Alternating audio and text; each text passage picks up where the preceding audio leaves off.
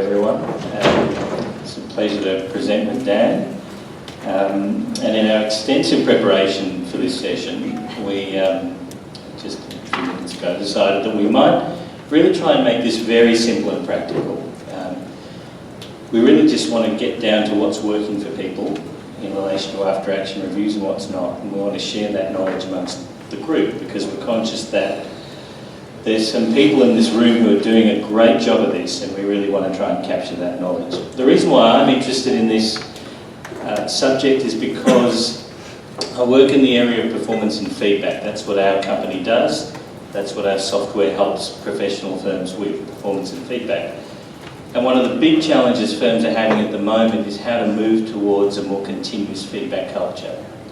It's a great headline, and you see a lot of headlines about how firms are changing the way they do performance management, but when you peel back the surface, there's not a lot there.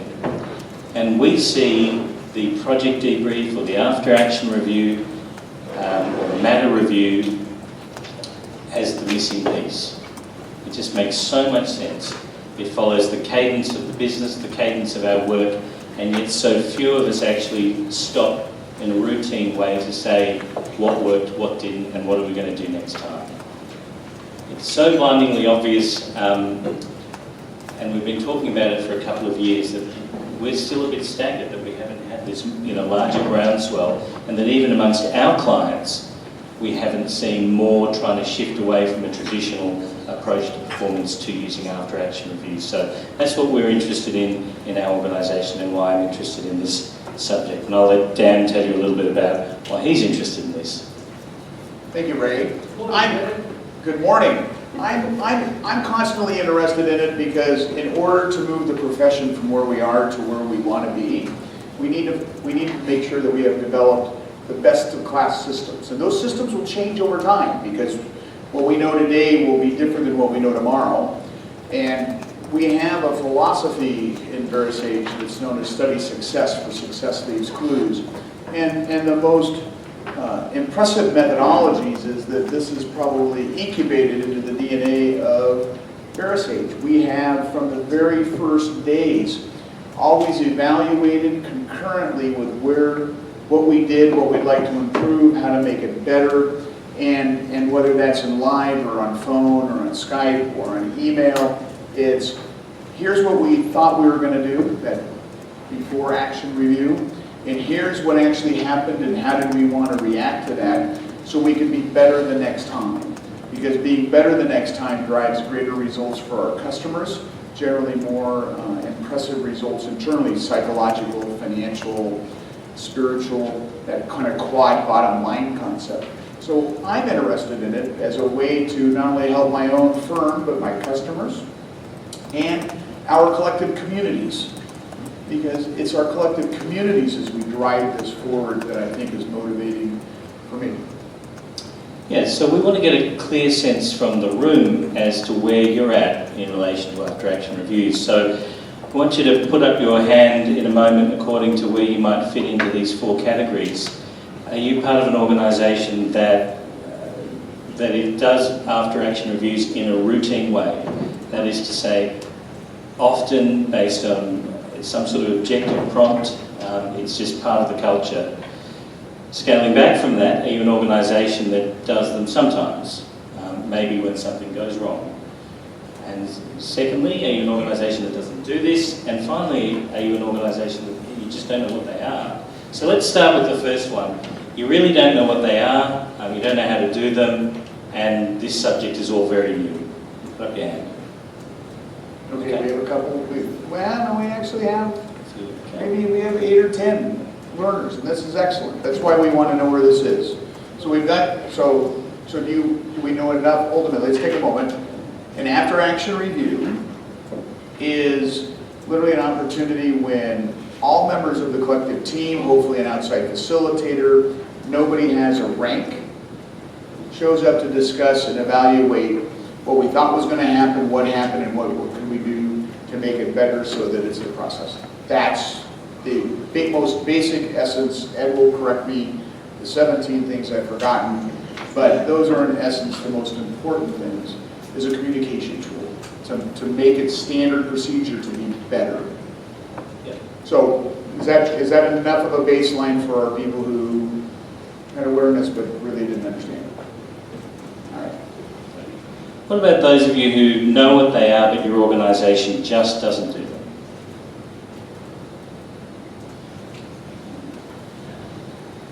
Another set of groups. What might be a purpose? It said you know about it and you're all smart, so it's not a logic question. What are the barriers? Nobody to talk to. It's just me.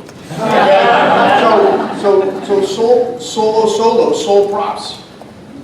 What are so study success, success leaves clues. Let's have a conversation in a few minutes about how to minimize those barriers of being alone. Because if we're just talking to ourselves, it's a one-way conversation, and that's a sense of community, and there are ways to work on that. Yeah. Talk to your client. Any other? I believe that we are in a feedback overload phase in commercial life. It's so prevalent. If you call Telstra, they ask you to stay on the line and tell them how the call went. Every time I communicate with my bank, they want me to tell them if it was, happy, sad, lousy.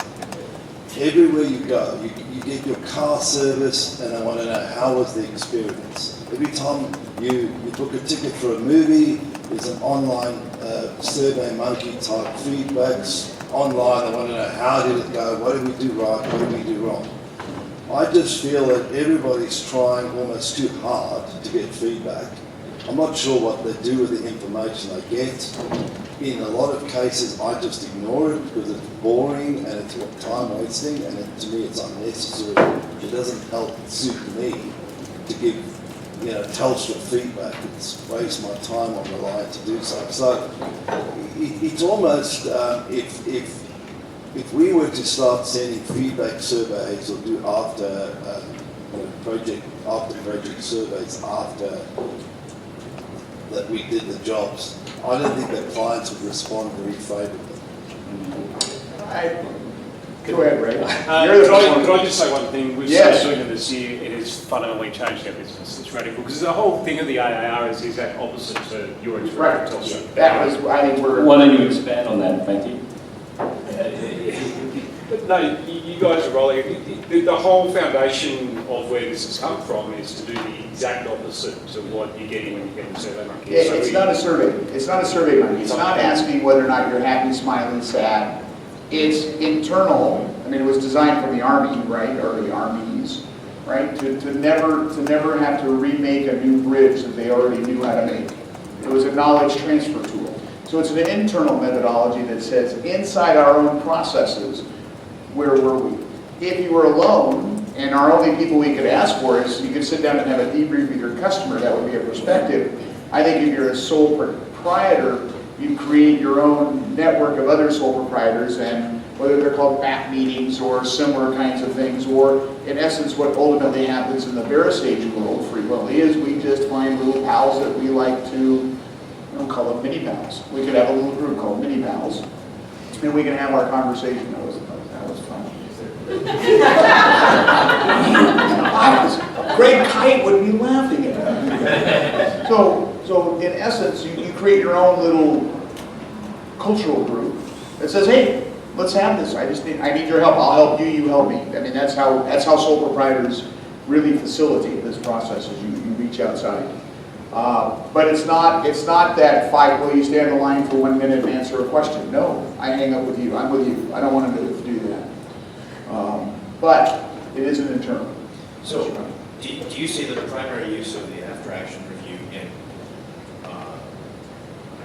evaluating the performance in a project or in an engagement, or is it something that you use to evaluate how the pricing, presentation, and the attempted retention or the failure to retain, or it could be all of the above? But I just wonder where it has most value. In our world, it's specific, right? If it's an AAR, I here's how we priced it, what could we make it better from a scope and an evaluation and a process. But most of the time it's about an engagement. And that engagement would be totality, but it was, you know, candidly, we're in the accounting world. How did we get the information in? How long did it take us to process it? What was our review process? What was our quality control? What was our delivery like? Where were the places that we stumbled? If it was, we don't really audit, but we do prepare some financial statements. You know, was it effective? Were we talented at it? So that's an engagement aspect. You can AAR any kind of a process. You know, we AAR our tax season every year, and then we have a VAR before the tax season. And we do that as a collective review. Before action review, yes. And so while it's all the evils are fresh in our mind, because it's always a crunch for us, how can we make the crunch less demanding? And then when we're planning, what are we planning to do this year to see that it's a smoother process? So, so sometimes it's our entire firm, and sometimes it's collective small teams. What does it work? Anytime we can have a conversation, I mean, some of our best conversations are one-on-one or two-on-one when we're at a more relaxed environment. That's what works for me. Just a conversation to find out where it is, because that's when people start to open up. Place a partner in a room with non-partners who are new on the job, and there's a barrier. It takes a lot of courage to challenge the assumptions that are raised by somebody who's higher up in a hierarchical manner, even if we take the hats and we flip them upside down. The practical aspect is as soon as we place somebody with authority in that room, or deep authority, reticence comes across the board until people have courage. So our culture has to be able to define that. And our role as leaders is tomorrow's better, but we have to engage. And that engagement requires an investment. And we can't have that investment unless we're following the kinds of information that Tim Williams talked about by narrowing our focus to the who and the what. You know, if you're going to be a deep generalist, that's perfectly fine. But again, narrow it to how Justin might have narrowed it.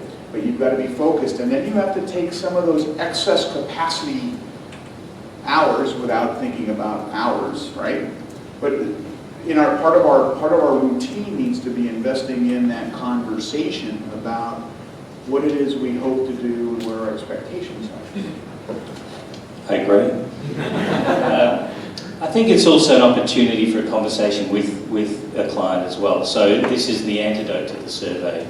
It's an opportunity to find out why the client feels the way they feel, to keep asking that why question until you actually get to the underlying issue or truth that a survey simply can't accommodate. So I see it very much as the antidote to the over-surveying. And I haven't yet found one of our clients that engages its clients to experience any pushback from those clients. In fact, quite the reverse. These are clients that are investing a lot of time and effort in you as professional advisors, and they want you to get better. It's very much in their interest to participate in this process. What about firms where you're doing them regularly? Sorry, take a step back. Firms where you're occasionally doing them. You know, maybe when something goes wrong, someone has the bright idea, let's get everyone in a room and start working out who to blame or something like that. Yeah? Okay. That makes sense to us. That's probably, unfortunately, how it often gets used. Can you share some of those experiences? Have they been good experiences, bad experiences for you? What's worked, what hasn't worked? And what might be a barrier for you to making them routine? So lots of hands were over here, so let's just pick one. It's a bit of a worry.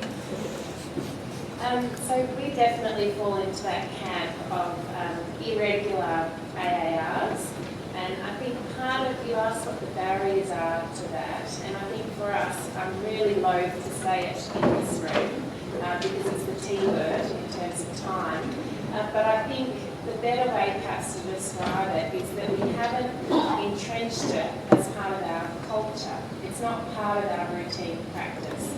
And I suppose the barrier to that is, and I'd be really grateful for your insights, what's the value proposition of an AAR? How do we communicate that so that everybody understands and recognises the value, such that we prioritise it as an investment of our time, energy, resources, whatever you want to call the commodity? That's a great question. I think if you've been in a good after-action review, you intuitively understand it because you've experienced it. It's quite hard to describe in an abstract sense, but the power is really in the way it's constructed. So it's constructed as a learning exercise.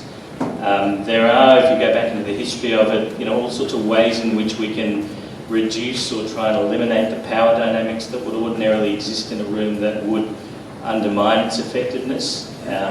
That's particularly important in professional firms where you do have the partner, non-partner dynamic, and Dan, you probably have to deal with this because you're bringing groups of people into the room. You're the most influential person in the room. So how do you kind of turn it into that really positive experience that then, almost becomes self-perpetuating? Well, I bring a picture of Baker into the room. How do we incentivize people? Well, in the lowest denominator, it becomes part of the performance evaluation, and I'm not talking about an annual performance review, but it's one of the metrics that we say. How many? It's trackable. Even in our original methodology, did we or did we not have AARs this week, and if so, how many? And we can set an objective, right? We know we use a project management system. We place it as an item inside one of our tasks, so you can't close the engagement if we haven't finished the task. So as part of our systems, we systematize that process. And they can be short or they can be long, depending on the type and the size of the project. But we want to have some form of knowledge elicitation, and in our system has knowledge that continues each year, and we have instructions that would be generally each year, and then the specific tasks and questions may be specific to a single year. So it becomes part of that knowledge elicitation, and we build it into the system, and then we look at it, right? And we just, I'll get right with you. I'm an analog person. I need to know if my tachometer is in the green, if it's in the yellow, or if it's in the red, and that's really where I'm looking at. I'm quite often paralysed trying to find a perfect process for doing things like this, and I really love the ideas, but then when it gets down to the meeting, what's the agenda that you guys follow when you're doing an AAR, and then what's the product that's produced by the AAR, and what do you do with that? Okay, I struggle with the concept of the perfect process. I just want to process. So do I. Okay, so I'm just going to do something, and then I'm going to figure out how to make that better, because the first journey begins with that first step. So what is our outcome? Better knowledge in the old days in the permanent file, where we used to say who are we doing, what are we doing for them, what are the tricks, what are the, if all of a sudden the person is a gluten-sensitive vegan or something, well, don't go get the bacon-wrapped maple bar as the gift on the first day, and that's just kind of that'd be something that would be worth knowing, right? Don't do that, right? So it could be as simple as just how would we make it better? And if that's the only outcome, that's how we make it better. And if every time it's the same conversation about how to make it better, like show up on time, deliver when you're supposed to, now you've got some tracking patterns. There is no process that's perfect. There is your process that's workable. And then improve it. The great thing about after-action reviews is that it's a phenomenon. So you can go onto the internet, you can Google after-action review or debrief, and it will give you a standard set of questions. It will say, here are the 4 standard questions. There's nothing to stop you varying that. So we've got clients, for example, that go through the standard questions, what was meant to happen, what actually happened, why, and what are we going to do with this? 4 fairly standard questions. We've got some who simply say what worked, what didn't, and what are we going to do next time. We've got others that add their own questions in. So I've got one client that says, what did we learn from this job that we could apply to other clients. And it's a rich source of business development, because the business development person can come along and look at that and work out who they need to call up and start talking to say, hey, we just did this job. You might be interested in what happened. And so there's a standard if you really want to keep it simple, and you can just go online and find it. And Ron and Ed have a couple of brilliant podcasts on after action reviews. I interviewed Ron for a podcast at the start of the year, and we laid all out. But you can then vary it. You can take some license, and I think as Dan says, there's no right or wrong. The success for us seems to be when there's a time, there's a place, and there's a time to do it, there's a place to do it, and there's a person to drive it. And that's not dissimilar to a lot of what you hear around innovation and in terms of workplace design. I spoke to a workplace design director earlier in the week for another podcast. And he was talking about how, in an innovation sense, what he's trying to do is create a time and a place for people so that they can step out of their business as usual. There might be in your office a room for after action reviews, and it might be set up for after action reviews, and there might be a person in the organisation who does this. We've got a client in the UK, large law firm, really traditional law firm, and yet they're our most advanced after action review user. And when we drill down to why, it's because they've got a person who's driving it. It's that simple. So I don't know, Matthew or any of the other firms that are really doing this, are there particular things you've done to break through? Or Ed? Two very quick ones. We only have 3 metrics. Public safety only have one metric, it's AARs. So that's the culture. We can actually do nothing else as long as we do AARs. The second one for the last group you interviewed, and I know it sounds ridiculous, we felt we'd cut it down on them, and so we did an AAR on our AARs. And it fixed it. Yeah. Because what we were doing is what Dan's already shared with us, we were only ever doing the bad ones. So everyone was going into that the mindset that it was bad, so we were celebrating successes. It's been, That was close. Ed, you take it even further. You do them around the family table at dinner. That's true. That's true. We should do an AAR on that hospital bus. Yeah, and I think that story is actually in the podcast that we talk about that. But here's the commonalities that we found in successful AARs, so just to double on what Ray's saying. A facilitator who is talented to do this. Here is my offer to every single one of you in this room. If you want, we will figure out a time and I will facilitate 1 or more AARs for you, your firm, as an individual group. We can figure it out. I will be happy to facilitate as many of them as you want me to do. Wow. I've been making this offer 10 years. Do you know how many I've done? 0. 3. There's the VeraSage challenge. I lay them down for you. Prove me wrong. Just put your number on the board. Yeah. ed.kless@gmail.com. Real easy. Question. And last thing on this is because it's a person, so I'm happy to facilitate, and you can learn how to do it from watching facilitation. That's the key. The second thing, though, is the curly rule. The curly rule is that the outcome of every AAR is one thing. Remember Curly in City Slickers? Yep. Right? There's a scene, Billy Crystal, and they're walking through and he goes, "What's the secret of life?" He says, "One thing." What's the one thing? That's what you got to figure out. And it's the one, you're just going to change one thing. Not 7 things, one thing.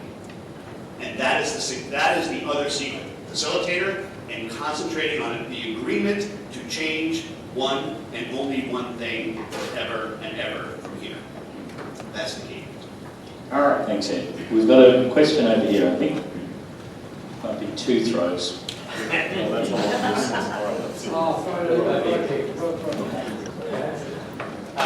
Another question, I guess, just our feedback, because I'm like Matthew, I'm a convert to them. I only started using them since I did the Innova course earlier in the year.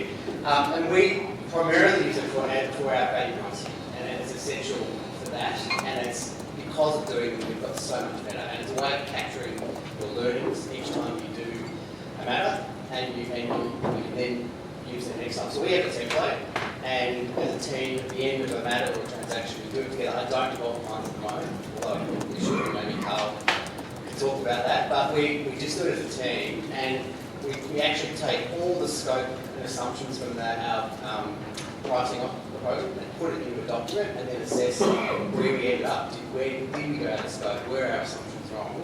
And capture that, and then we capture everything in terms of what we price and what we build, and should we do it for that price? And so what it's meant for me, when I now do my pricing, I go back to the after action reviews that are of similar type, and it's so invaluable. So that, in terms of your question about what's the value to it, and I mean, if you look back and go, oh my God, it really is quite insightful in terms of your pricing. There's a heap of other benefits too. I mean, doing it in the teams, what I've realised too is that the team member's experience with the matter is not the same as yours.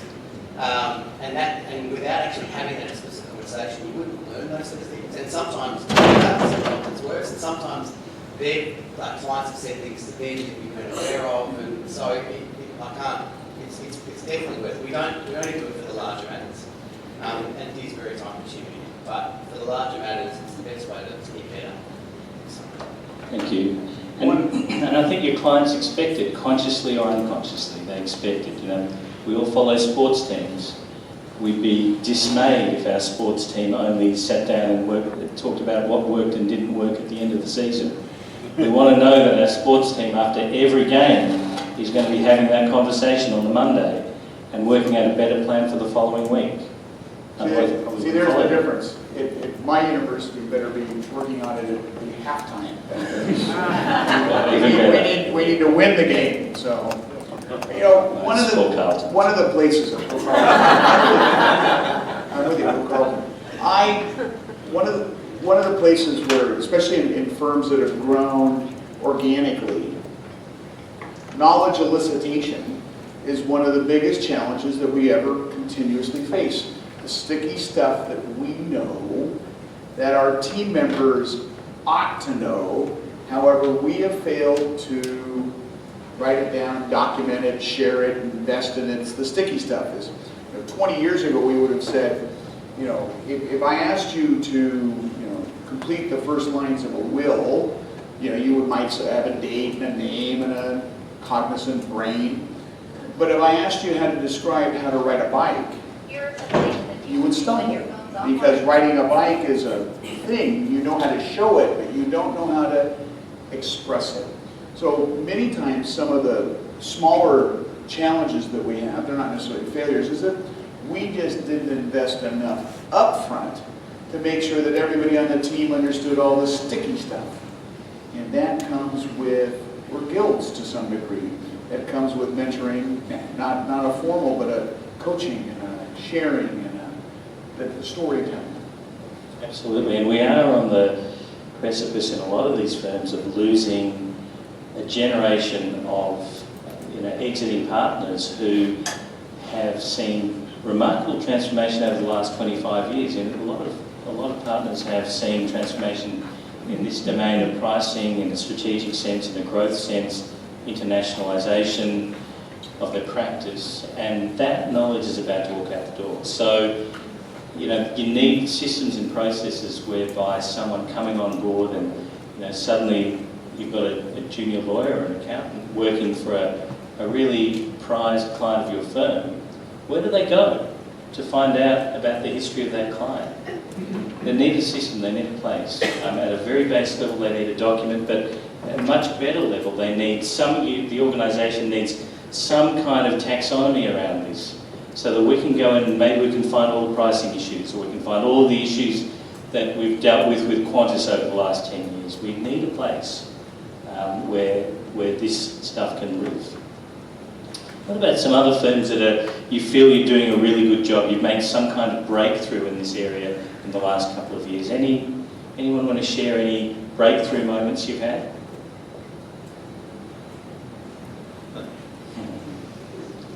Carly just had two. Yeah, look at that.